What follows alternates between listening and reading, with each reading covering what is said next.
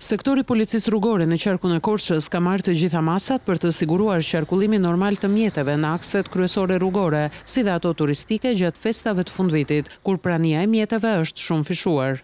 Policia e shtetit dhe policia rrugore si pjesë përbërëse e policisë shtetit ka kaluar nga dishmëri të përforcuar.